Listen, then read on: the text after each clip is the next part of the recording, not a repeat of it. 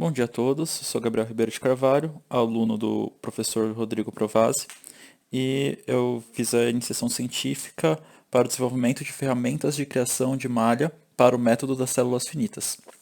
Bom, primeiramente eu gostaria de falar um pouco sobre o método dos elementos finitos e o método das células finitas. São dois métodos que eles têm muitas coisas em comuns, inclusive o método das células finitas, ele é um método derivado do método dos elementos finitos. Hoje em dia, na indústria, o método dos elementos finitos é a principal forma de análise estrutural utilizada. É um método numérico que consiste em discretizar o objeto a ser analisado em pequenos pedaços. Como, por exemplo, a gente consegue ver na primeira imagem, a imagem mais acima, que tem um objeto com um formato irregular e ele é discretizado em vários elementos triangulares.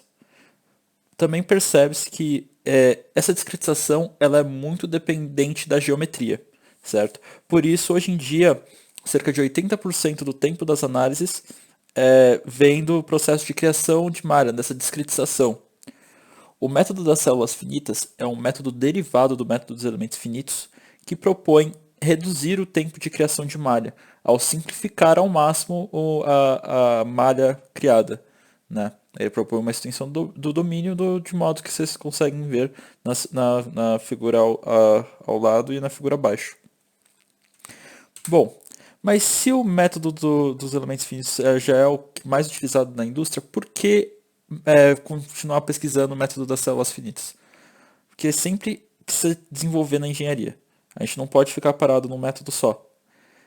Além disso, como tinha mencionado anteriormente, o método dos elementos finitos ele é muito dependente da geometria. Por isso, para geometrias muito complexas, o custo computacional e o tempo de análise é extremamente elevado. Assim, essa é a necessidade de pesquisar sobre isso. Nessa iniciação científica, o foco é criar uma ferramenta para fazer essa discretização da geometria, para criar a malha. Não necessariamente realizar a análise, mas ser um passo intermediário no processo de análise estrutural. Bom, vou falar um pouco sobre a metodologia do projeto. Bom, a metodologia o projeto foi dividido em quatro etapas. Primeiro, uma revisão bibliográfica, uma definição dos requisitos funcionais e não funcionais, algumas especificações com alguns diagramas muito utilizados no desenvolvimento de software e, por último, o desenvolvimento de software propriamente dito. Bom, para a revisão bibliográfica foi revisado principalmente a teoria por trás e as linguagens de programação, né? A teoria é importante ser revisada, pois esse método é um método que não é convencional, ele é um método que está aparecendo agora, alguns softwares comerciais, e então é algo que realmente não é ensinado na graduação. Além disso, a linguagem de programação utilizada para o desenvolvimento desse software foi C Sharp com WPF. Ambos não são também ensinados durante a graduação. Bom, para os requisitos, existe a definição de alguns requisitos funcionais. Primeiro, o software deve importar e exportar arquivos, ele deve exibir mensagem de erros, deve ter funções de mudança de display, como pan e zoom, dentre outros. Tem alguns outros casos de uso, porém fica muita coisa, eu vou resumir para casos de uso não. Alguns outros requisitos, me desculpa. Eu vou resumir para esses.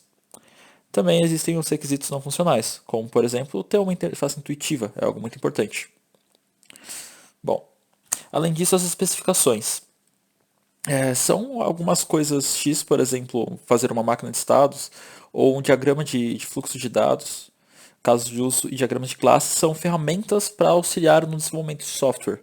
Eles facilitam muito a visualização do código e entender o que está acontecendo por trás, certo? É uma etapa muito importante em qualquer desenvolvimento de software. E por último, o projeto de ferramenta, né, que é o desenvolvimento propriamente dito, né?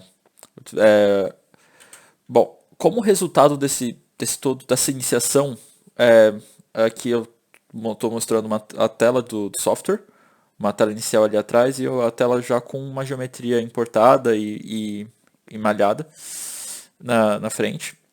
podemos perceber que possui uma interface bem intuitiva com uma grande área gráfica que é muito fácil de usar. Tem poucos botões, poucos parâmetros de entrada e possui algumas coisas muito interessantes. Por exemplo, uma régua no canto inferior direito da tela que mostra as dimensões das coisas no display gráfico. Apesar disso, é, existe muita possibilidade para melhorias em versões futuras, como por exemplo estender os parâmetros possíveis de serem passados para o software, ou até a possibilidade de você fazer essa malha para geometrias tridimensionais. É algo também possível que também está sendo pesquisado, porém nessa iniciação eu propus reduzir o, o desenvolvimento para apenas geometrias bidimensionais.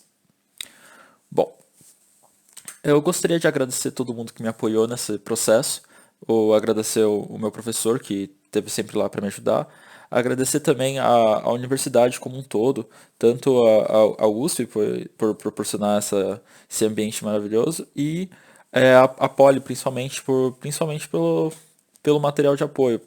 Muitas coisas que eu apliquei aqui foi coisas que eu aprendi durante as aulas e algo muito interessante. Também gostaria de agradecer também a bolsa que eu recebi. E muito obrigado a todos por participarem da minha apresentação.